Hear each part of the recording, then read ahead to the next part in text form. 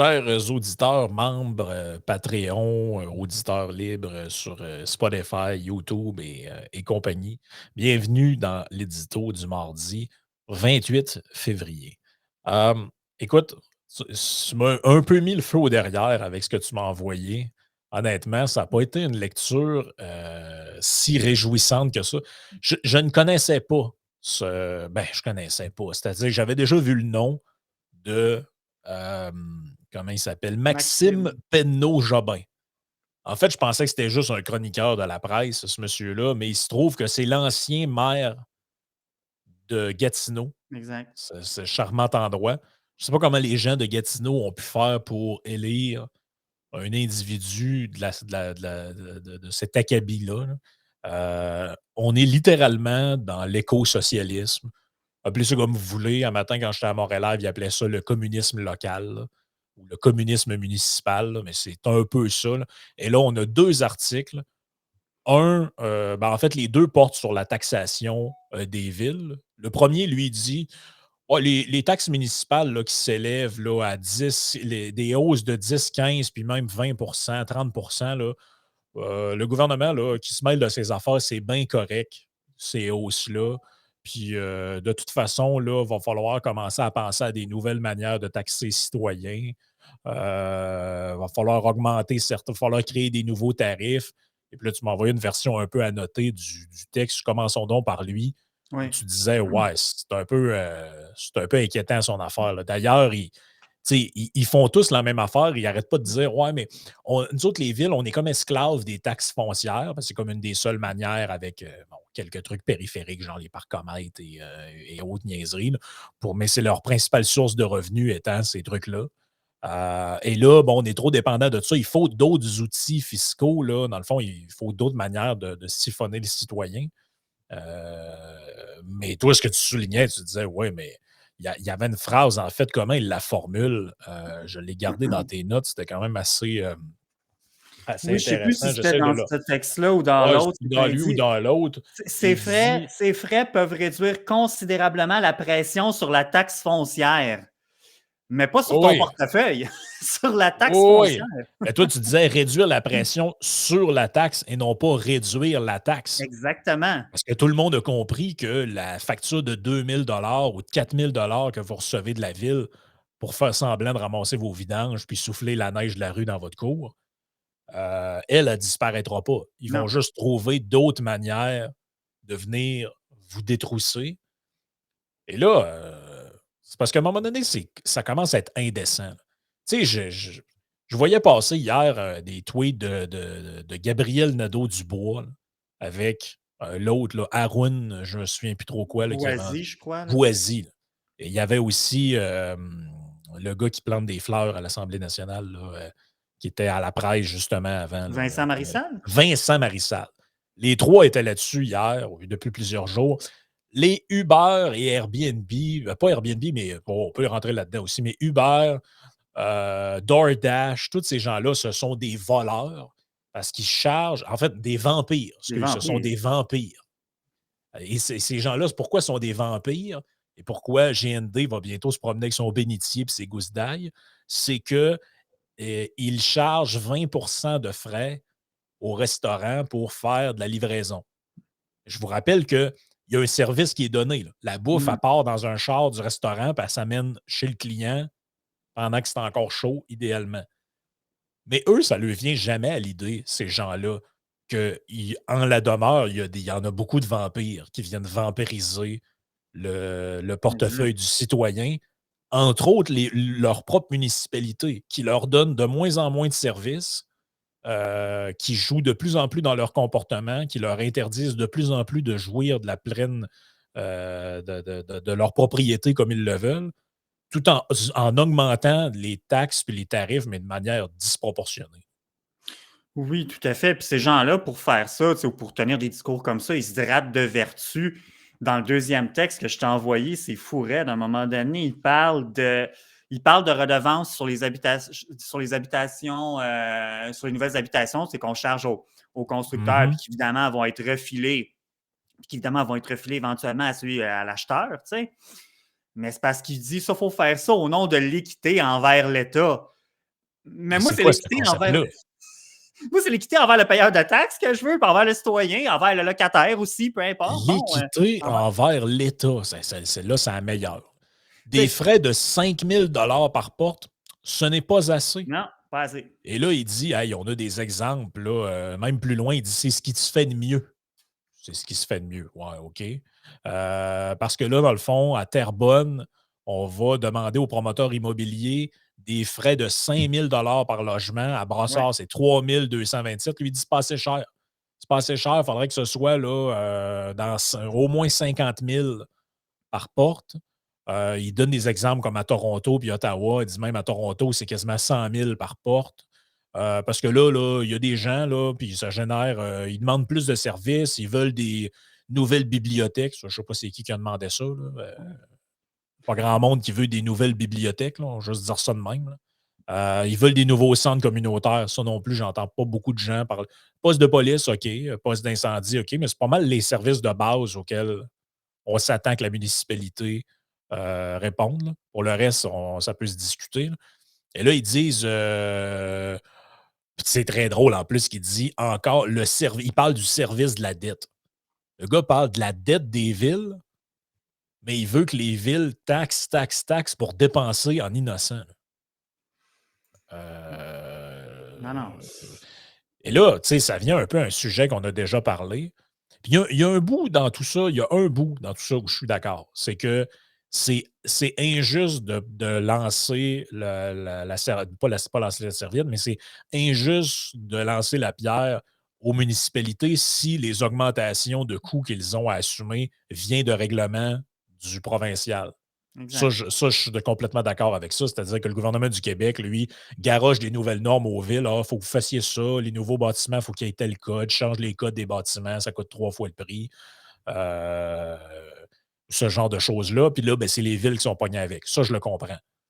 Par contre, aller pleurnicher qu'il y a une pénurie de logements, que les gens ne savent plus où rester, puis que les propriétaires, c'est des voleurs parce qu'ils envoient des augmentations à leurs locataires qui sont disproportionnés, mais ces gens-là disent: oh oui, mettre une taxe sur les nouveaux bâtiments de 5, 6, 10 000, 50 000, pourquoi pas 100 000 par porte? Ben oui, mais quel effet vous pensez que ça va avoir? S'il y a une bulle immobilière au Canada, c'est pas juste à cause des taux bas, là. C'est à cause de ce genre des taux qui étaient historiquement bas pendant plusieurs années. C'est à cause de ce genre de réglementation-là. Là. On envoie des frais mais c'est littéralement, en fait, c'est une forme de vol. Là. C'est un impôt qui est déguisé parce que lui, en gros, il dit: ouais, mais là, là, il mélange tout là-dedans. Il y a l'urgence climatique. Puis, qu'est-ce Ah qu'il dit oui. ici, là?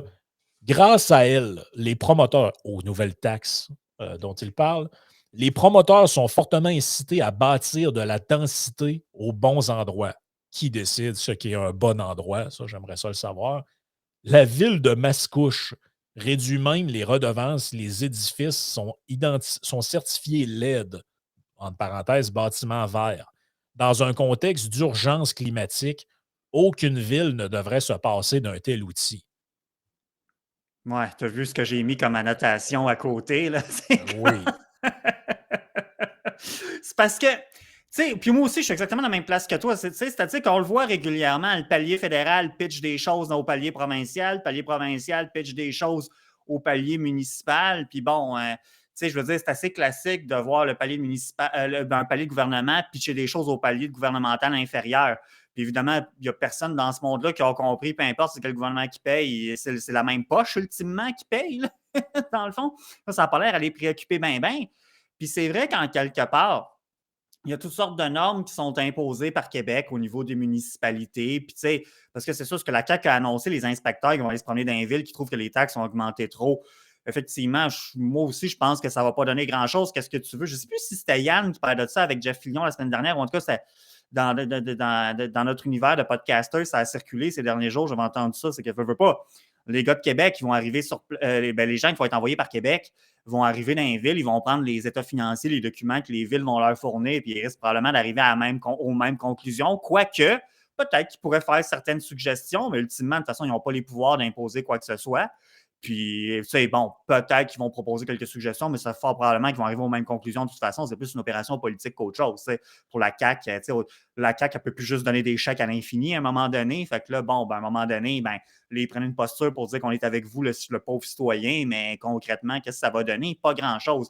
Fait que ça, j'en suis de dire, ben, effectivement, les villes, ils se font pitcher des responsabilités par Québec, mais c'est parce qu'il ne faut pas perdre de vue, c'est que c'est les villes aussi qui veulent prendre de plus en plus de place. C'est les villes qui sont données pas comme mission, notamment de sauver la planète, qui se donnent toutes sortes de missions qui ont plus ou moins rapport quand ils ont de la misère. Oh, oui. Tu sais, la fameuse phrase qui avait été très. C'est pas Coder qui l'a inventée, mais Coder aimait bien dire là, qu'on peut marcher puis mâcher de la gomme en même temps. C'est parce que là, les villes, ils ont de la misère à mâcher ou à mâcher de la gomme, mais même pas les deux ensemble. Ils ont de la misère à marcher et à mâcher de la gomme pris individuellement. Là, ils ont de la misère à ramasser les vidanges et Oui, à oui. patcher une nid de poule. Ils ont de la misère à marcher puis à mâcher de la gomme en même temps, mais ils voudraient en même temps que ça commencer à jouer de la trompette. Là. Ben, c'est ça. C'est là où on est. Là. Et là, écoute, c'est un peu n'importe quoi. En fait, tout ce qui est écrit là-dedans, c'est du n'importe quoi. Là.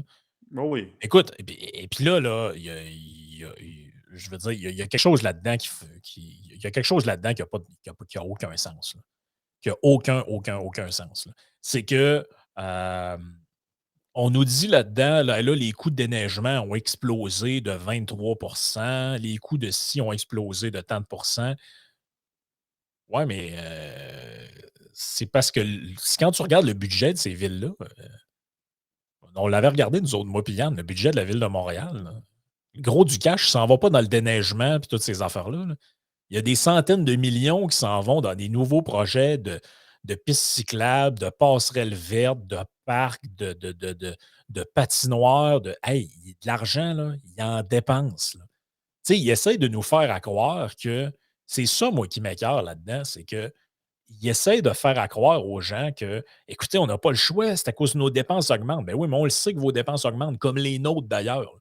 Tu sais, nous autres, les gens qui nous écoutent, ça leur coûte plus cher d'épicerie, Ben ça leur oui. coûte probablement plus cher d'hypothèque, ça leur coûte plus cher de bien des affaires. Mais là où il y a de la marge de manœuvre, c'est que tu as des villes qui en ont pris tellement large en termes de gestion. Tu sais, est-ce que c'est du travail d'une ville d'administrer des théâtres, des aires de jeu, des parcs, de ci, de ça? On peut se restreindre à l'essentiel. Le déneigement, ça l'est. La collecte des ordures, ça l'est. Encore qu'il y a des municipalités qui font affaire avec des Mhm. privés pour la gestion des déchets. C'est pas obligé c'est pas obligé d'être géré par la ville, ça, là, en passant. Et là, en plus, il nous dit quand les élus adoptent, ça c'est le bout le plus drôle de son texte, là, quand les élus adoptent de telles hausses de taxes, je peux vous garantir qu'ils ont cherché d'autres options. C'est discutable, ça. Là-dessus, je pense que j'ai besoin de m'expliquer. C'est-à-dire que je pense pas qu'il y a personne, c'est pour l'avoir vu moi-même, des élus municipaux travailler, il n'y a personne qui arrive qui dit yeah, on augmente les taxes. C'est pas ça. L'affaire, c'est que c'est très difficile de penser en dehors de la boîte ou en fait, j'ai même pas besoin d'aller là, juste de. Faut surtout pas shaker les colonnes du temple, tu sais, comme tu l'as dit, parce qu'il mentionne un peu plus loin dans son texte, il dit ben là, qu'est-ce que les gens qui vont être envoyés par Québec dans les municipalités vont proposer? Ils vont-ils proposer aux municipalités de réduire les services, de mettre des employés à la porte? Ben, quelque part, pourquoi pas? Tu l'as dit, il y a des services qui peuvent très bien être assumés par le privé, Oui. puis je ne veux pas désigner. Parce que c'est vrai que dans les municipalités, autant que pour des jobs où est-ce qu'il y a de l'expertise de pointe, souvent, on peut avoir l'impression, à juste titre, qu'il manque des employés dans ces domaines-là. Une affaire qui ne manque pas, par contre, c'est des bullshit jobs. Ça, il n'en manque pas. Tu sais, justement, des jobs que, tu sais, on crée des règlements, puis créer des règlements, ce qui fait qu'il y a toujours plus de monde qui sont là pour les appliquer, qui sont là. Tu sais, du monde qui sont dans l'administration au sens large, c'est dur à expliquer. Peut-être que je consacre un édito à un modèle là-dessus. C'est dur à expliquer un peu comment que la réglementation et les normes peuvent entraîner l'inflation des bullshit jobs dans l'appareil étatique au sens large. Là, ça peut être ahurissant, honnêtement, voire étourdissant. Fait que tu dis, bon, ça, il n'en manque pas. Mais moi, je n'aurais pas trop de problème parce qu'en quelque part, disons, on ne peut pas couper dans le gras, il n'y en a pas de gras. Ben, je m'excuse, c'est faux. Là. Il y aurait moyen de faire un peu de ménage. Puis, peut-être qu'au final, on ne se ramasserait peut-être pas nécessairement avec moins d'employés, mais peut-être des ressources affectées au meilleur endroit. Encore une fois, ça n'existe pas, les ressources illimitées. Toutes les ressources sont limitées. Ben, à ce moment-là, on peut se concentrer à les mettre aux bas endroits plutôt que justement, comme tu dis, dans toutes sortes d'espèces de programmes. Je ne suis pas contre les pistes cyclables, par exemple, c'est pas ça, mais il y a des choses, des fois, tu te dis, là, c'est parce que c'est pas. Il y a un moment donné, c'est une question de priorité aussi, là, puis aussi de ne pas verser dans l'idéologie. Mais malheureusement, puis ça s'explique. Je veux dire, un élu municipal, c'est comme toi puis moi, c'est un être humain. Puis malheureusement, on a l'impression souvent que les élus ont du mal à faire abstraction de leurs préférences. Moi, je me rappelle il y a plusieurs années, quand c'était Régis Labaume, qui était maire de Québec, qui parlait dans le dossier du retour des Nordiques. Évidemment, les gens de Québec, ce serait cool aussi d'avoir une équipe de hockey qui revient à Québec. À quel prix, par exemple, le contribuable, ça, c'est l'autre question. Là, mais à un moment donné, je ne sais plus, il était sur quelle tribune à la radio, quelqu'un il avait posé la question, je ne sais plus c'était quelle discipline sportive que je ne sais plus si c'était le baseball, en tout cas, une discipline qu'il n'y a pas. C'était pas les carabins, c'était une autre discipline sportive. C'était peut-être le baseball, je suis certain. L'animateur, il demande qu'est-ce que vous pensez de ça, de retour ou de la création de telle équipe sportive à la Ville de Québec? Seriez-vous prêt à investir là-dedans? Il dit ah non, moi, ça ne m'anime pas, non, Philippe Couillard aurait dit je ne mange pas de ce pain-là. Ouais. Mais c'est ça, ça fait comme. Là, ça a passé comme dans du beurre. Puis, je veux pas être le gars là, qui tique, trop faire un argument de texte, mais c'est parce que tu dis, t'as peu. Toi, chose, tu dis non, on n'ira pas là-dedans parce que, oh non, moi, ça m'allume pas. Mais ça veut dire que si ça t'avait allumé, on aurait versé là-dedans, puis ah ouais, let's go, tu sais, c'est comme. Ouais, ça veut dire, si toi, mettons, t'avais aimé le baseball, ben là, t'aurais poussé ça, tu sais. Ça n'a pas de bon sens. Ça n'a pas de Non. bon sens. Puis ce qui me fait le plus, en fait, ce qui m'insulte le plus, c'est que c'est le même genre de personne qui écrit ce texte-là. C'est les mêmes, comme je disais, qui vont dire que Uber, c'est des vampires, DoorDash, c'est des vampires, et que les épiceries, là, c'est à cause d'eux s'il y a de l'inflation. Ils font de la greedflation. Donc là, ils utilisent l'inflation comme prétexte pour fourrer le monde en augmentant plus les prix que nécessaire.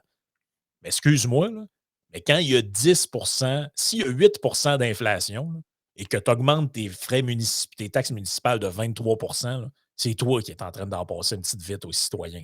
Mais c'est ça. Parce que là, il y a quand même bien des maudites limites. C'est pas vrai que s'il y a 8 d'inflation au global, les municipalités ont des hausses de coûts qui sont de l'ordre de 30-40 là. Oubliez ça. C'est impossible. Puis ce qui me déplaît dans ce discours-là, c'est qu'en quelque part, c'est comme un corps humain, c'est des organes qui fonctionnent ensemble. L'un ne peut pas se passer de l'autre. Je veux dire, bon, le privé ne veut pas, à moins d'être vraiment utopiste, tu dis, ben, il faut que tu acceptes que le service public puis l'État a une place. Mais de l'autre côté aussi, il veut pas. Tu peux pas, on l'a vu, là, les sociétés communistes, là, malgré qu'ils disent que ça n'a jamais été du vrai communisme qui a été appliqué, ça ne marche pas, les sociétés communistes. Ça te prend du privé. Puis même les sociétés communistes, ça m'a amené Lénine, il avait amené sa nouvelle politique économique. Puis bon, on le voit là, dans les restants de régime communiste qui restent. Il y a toujours une place au privé qui est certainement insuffisante, mais il y a toujours. Tu sais, ça prend du privé et du public, mais c'est parce que des discours comme ça de le greed, l'avarice, au fond, ça existe juste dans le privé. Moi, ça me fait penser à la bonne vieille maxime en droit qui a été heureusement diluée grandement avec le temps. C'est The King can do no wrong. C'est que finalement, c'est comme si le secteur public, ici, les municipalités, il ne peut pas y avoir de greed, il ne peut pas avoir d'avarice. Non, ça, c'est juste le privé qui est là-dedans. Je ne sais pas, tu sais. Je trouve ça prétentieux, moi, comme posture. C'est parce qu'en plus, ce qui est un peu utopique là-dedans, entre guillemets, ou naïf, ou malhonnête, ça dépend de la perspective qu'on prend, c'est qu'on le sait que ça existe dans le privé. Ben oui, il y en a qui vont essayer de se graisser en utilisant un prétexte, mais savez-vous quoi? Ce qui va les faire tomber, c'est la compétition. Si tu es dans un système de compétition, dans un système libre, ben, je veux dire, c'est simple à comprendre. S'il y a une chaîne d'épicerie qui gonfle ses prix artificiellement, ben, à moins que tu fasses la démonstration qu'il y a un cartel et qu'il y a un complot en arrière de ça, les autres, il suffit qu'il y en ait une qui n'embarque pas dans le truc, puis ça dégonfle la balloune des autres. Bon, je sais qu'à un moment donné, il y avait eu l'histoire d'une espèce de cartel dans le pain ou autre. Mais par contre, quand c'est géré par l'État, genre gestion de l'offre, les prix sont déterminés, ou encore là, tu sais, la ville a un monopole sur ses citoyens. Toi, tu restes à Longueuil, tu ne peux pas dire, ben, cette ville-là, tu peux déménager et sacrer ton camp. Mais si tu restes là, tu ne peux pas dire, ben, je vais prendre une autre administration, en tout cas pas avant qu'il y ait une élection. Fait que d'une certaine manière, la municipalité a un monopole d'offres et aussi de ce qu'elle ponctionne. Tu n'as pas le choix de faire affaire avec la ville où tu restes. Non. Tu ne peux pas dire ah ben moi, sais-tu quoi, je m'en vais ailleurs. Ton seul moyen, c'est de prendre tes pattes, vendre ta maison ou te déménager puis t'en aller vivre ailleurs. Donc, tu sais, c'est utopique de penser que dans le privé, c'est tous des gens qui gonflent les affaires puis tu sais, qui abusent des autres. Puis dans le public, eux autres, ben voyons, les municipalités, comment ils disent ça? Je peux vous garantir qu'ils ont cherché d'autres options. Qu'est-ce que tu en sais? C'est comme lui dans sa tête, on dirait que lui dans sa tête, il se dit ben moi, quand j'étais là, j'estime avoir été honnête. Fait que c'est sûr que les municipalités partout, il n'y a pas personne qui utilise l'inflation pour Non. essayer de se graisser sur le dos des citoyens. Il n'y a pas personne qui utilise ça pour essayer de tirer sa couverte de son bord. Il n'y a pas personne qui utilise ça pour en douce finalement mettre de l'avant des programmes qui n'étaient pas trop populaires par les citoyens. Mais bon, ça passe parce que les gens ont comme perdu le con. Les gens, en fait, à cause de l'inflation, ont comme perdu la notion de ce qui est acceptable ou pas en termes de hausse de prix. Là. Tu sais, tu sais plus trop comment calculer ça. En temps normal, tu te dis, voyons, j'ai reçu une augmentation de temps, ça n'a pas de bon sens. Là. L'année passée, c'était 10 piastres, là, c'est 100 piastres. Ça n'a pas de sens. Tu sais. Non, non. Il n'y a pas de justification. Mais là, en contexte d'inflation, ouais, OK, ben là, ouais, fait qu'il y a moins de contestation, c'est plus facile. Ben oui. Et tu sais, puis là, écoute, tu as souligné une autre affaire qui m'a fait capoter. Écoute, je lis la citation. Dire comme Éric Duhem qu'il faut plafonner les hausses de taxes à l'inflation, c'est penser comme un technocrate déconnecté de l'immense diversité des réalités sur le terrain. Donc ça, c'est 100% clickbait. Ben Plugger Éric Duhem dans un texte d'opinion, c'est toujours bon parce que tu attires les haters. Là. ben oui. Euh, Premier commentaire, j'avais envie de voir ce que tu pensais là-dessus. Christy, Simon, c'est les mêmes qui disent que le gouvernement devrait plafonner les hausses de loyer. Ben oui. C'est les mêmes qui disent hey, il est grand temps que le gouvernement régisse les appartements puis qu'il décrète des gels de loyer. Pourquoi? Parce que les propriétaires de loyer, ça serait du monde croche. Puis ils abusent des gens qui sont dedans. Lui, il se vire de bord en disant hey, franchement, demander de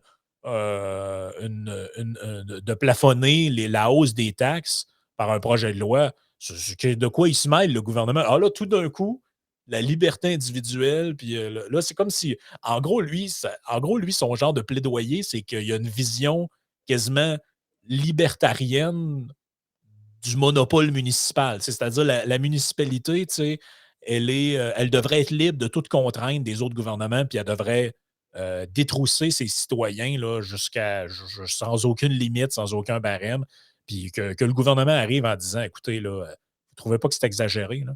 Parce que là, vous devez respecter la capacité de payer du contribuable.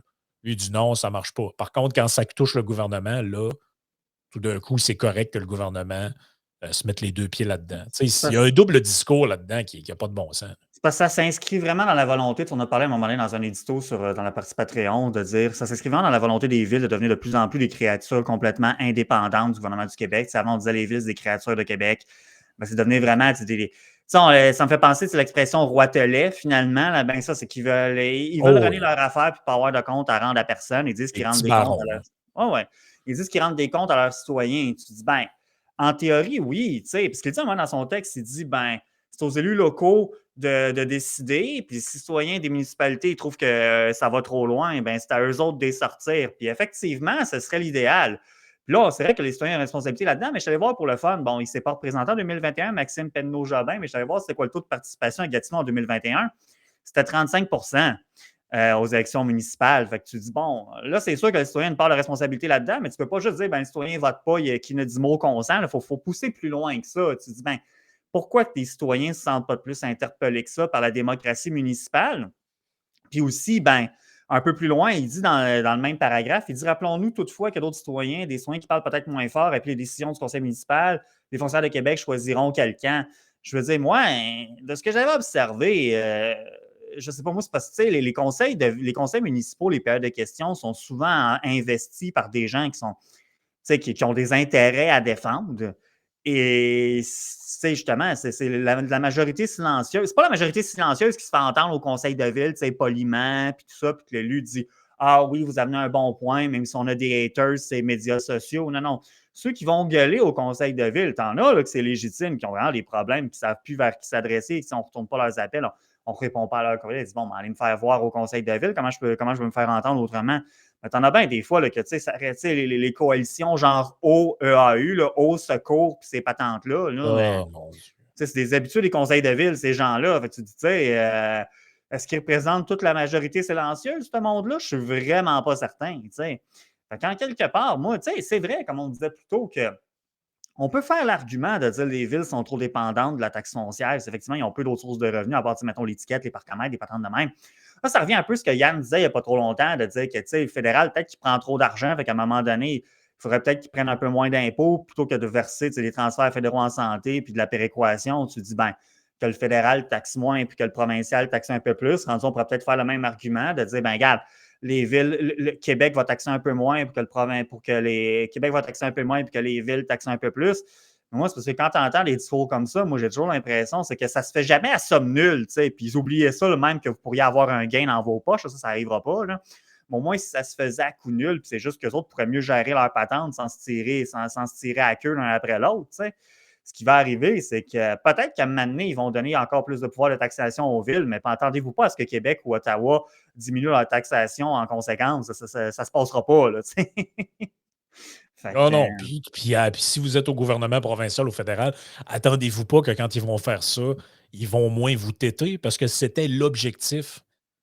La taxe de bienvenue qui est instaurée par, non pas par Jean Bienvenu, député libéral, mais par René Lévesque dans le premier gouvernement péquiste, si ma mémoire est bonne, le but de ça, c'était d'avoir la paix des têteux du municipal. mhm. Parce qu'avant, il n'y avait pas trop de pouvoir de se financer, puis ils passaient le temps à demander au gouvernement de l'argent. L'évêque a dit, regardez, je vais vous donner un outil, là, ça s'appelle le droit de mutation. Vous prendrez de l'argent quand il y a des transactions immobilières entre deux parties. Maintenant, je ne veux plus vous entendre. Ça n'a pas duré longtemps. Là. Ça n'a pas duré longtemps qu'ils ont pris ce nouveau pouvoir-là. Ils ont grossi le machine. Puis maintenant, ils en veulent encore plus. Savez-vous quoi? Quand ils auront d'autres outils, ils en auront plus, mais après, ils en voudront encore plus. Parce que, écoute, les défis, la Terre brûle, on a une planète à sauver, etc., etc. Maintenant, en plus, à cause les environnementalistes leur ont donné les arguments nécessaires à justifier des trucs de fou. Enlever l'histoire de la planète, là. À un moment donné, quand tu arrives, tu te dis j'ai besoin de tant de millions pour justifier une piste cyclable. Puis ces trucs sont déficitaires. Un gouvernement pourrait très bien dire ben, écoutez, là, gérez vos affaires. Puis quand vous n'aurez plus de déficit, on verra comment on peut se faire pour vous aider dans ce projet-là. Mais avant ça, la ville doit redresser ses finances. Ouais, mais là, la terre va sauter, puis la mobilité durable. Puis, tu sais, c'est devenu vraiment un argument pour justement justifier des trucs qui sont injustifiables dans l'absolu. Oui, puis c'est parce qu'avant de rajouter des pistes cyclables, commencez donc par entretenir celles que vous avez déjà, occupez-vous donc des infrastructures que vous avez déjà. Et quand je dis ça, je ne parle pas de faire comme on voit dans de plus en plus de villes, de déneiger les pistes cyclables en premier l'hiver avant de déneiger les routes, là. Je parle vraiment d'entretenir l'asphalte, puis les voies d'accès, puis ces choses-là, là. Parce que si tu rajoutes une piste cyclable, puis j'ai vu ça dans certaines municipalités, ta piste cyclable, ça a l'air de Sarajevo en 94, là, ou 80, au milieu des années Oui, oui, oui, 90, là. oui. C'est pas gagnant, là, tu sais. Fait que moi, avant de rajouter, tu sais, que, mettons, je suis au gouvernement du Québec, tu dis, OK, on veut donner plus d'argent à telle municipalité ou dans le cadre d'un pacte fiscal, peu importe, on veut que les villes aient plus d'argent pour développer des pistes cyclables. Puis il y a des belles choses qui sont faites, la route verte, par exemple, qui passe à travers les villes, tu peux faire des parcours panoramiques, ça, c'est bien le fun, je suis en faveur de ça. J'ai même déjà utilisé un peu, mais c'est parce que tu dis, tu sais, avant d'en rajouter, entretenez ce que vous avez déjà, parce que ça ne nous donne pas confiance. C'est bien beau, on va vous donner les fonds pour la construire là. Mais là, si pendant 10 ans, 15 ans, 20 ans, vous n'en occupez plus après, ça va avoir l'air de quoi par la suite? Tu sais, c'est Non, non, que, c'est ça. c'est que, tu sais, en lisant des textes comme ceux de Maxime Pernaut-Jobin, puis j'ai rien contre ce gars-là, personnellement, bien entendu, mais je suis convaincu que c'est un chic type même, là.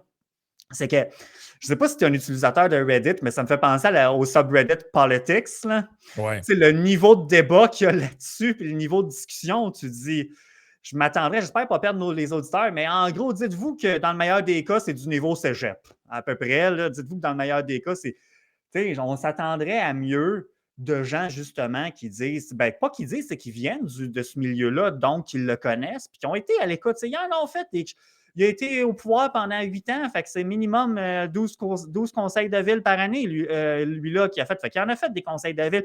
Il en a fait des soupers spaghettis puis des patentes de même. Là, c'est du monde qui ont été à l'écoute des citoyens. Alors, comment ils te font pour t'arriver et produire des choses comme ça? En fait, c'est drôle qu'ils disent qu'Éric Duhem est déconnecté parce que moi, quand je vois des trucs comme ça, je me dis, mais comment ils peuvent être aussi déconnectés de la réalité des gens? Comment qu'on peut être autant pris dans une chambre d'écho? Moi, j'essaie d'être sensible à ces biais-là.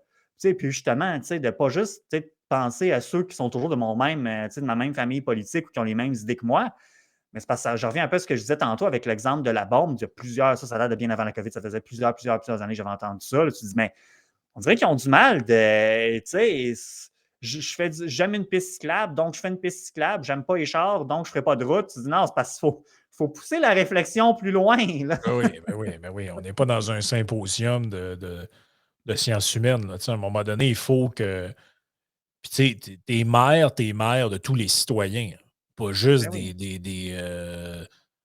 pas juste des marcheurs du Québec de ce monde. Tu sais, à un moment donné, Non, c'est ça. tu sais, je veux dire, il peut bien parler de déconnecter. Je rappelle qu'il est maire de la municipalité où la fonction publique est en train l'appareil de la ville est en train de légiférer sur l'usage du parfum. Là. Fait qu'en termes de déconnecter, là, Mais c'est ça, c'est l'ancien maire de là. Il a quitté non, en je comprends, mais 2021. je veux Ouais. dire, les gens qui étaient là devaient être là quand lui était là. Là. Fait que des Ben gens oui, ben oui. déconnectés de la réalité, là, il a dû en côtoyer plus d'un. Là. Ben oui. Si on songe à faire des trucs de même, là, c'est parce qu'il y a beaucoup de gens qui ont la tête dans les nuages. Ça, c'est le moins qu'on puisse dire. Mais tu sais, parler à n'importe qui. Tu sais, moi, j'ai un ami qui possède un immeuble sur la rive sud, puis bon, là, il essaye d'en acheter un autre présentement. Je ne vais pas rentrer dans les détails, il y a un enjeu de zonage, tu sais. Puis les histoires d'horreur qu'il me raconte, en gros, la municipalité a fait une erreur dans, pas tant du zonage, mais dans la définition de son immeuble. Ils ont dit telle portion était commerciale alors qu'il n'y a jamais eu de commercial là. Puis les Ah. histoires d'horreur qu'il m'a racontées, de gens parle à l'un, parle à l'autre. L'un à la ville dit qu'il faut que tu appelles tel gars dit non, il faut que tu appelles plutôt tel gars à qui tu viens de parler. Ça fait des mois qu'il est là-dedans, il ne voit pas de lumière au bout du tunnel. Je veux dire, oui, mais ça serait. Mais eux autres, ces gens-là, ne sont pas déconnectés de la réalité, puis sont sensibles aux réalités que vit le citoyen dans son quotidien, évidemment. Oui, oui. Oui, oui. Oui, oui, oui, effectivement. Écoutez, on va continuer un petit peu cette discussion-là, mais aussi on voulait parler du projet de loi de Simon Jolin Barrette qui s'appelle le projet de loi. C'est quoi le numéro? Projet de loi Euh, 12 projet de loi 12 sur, dans le fond, la réforme du droit de la famille. Ouais. du droit de la famille. Et, bon, il y a toutes sortes d'histoires. Là, en France, ils appellent ça la GPA, là, la gestation pour autrui. Je ne sais pas Ouais. exactement comment on appelle ça au Québec, si c'est les bons mots, mais bref, les mères porteuses. Ouais. C'est inclus un peu là-dedans, donc on va en discuter dans la partie Patreon. Je pense que c'est quand même assez intéressant, là, puis assez marquant comme sujet. Fait que joignez-vous à nous, juste à scanner pour ceux qui sont en vidéo le truc Patreon qui est en haut là, puis ceux qui sont en audio seulement, ben, c'est patreon.com/isénéchal.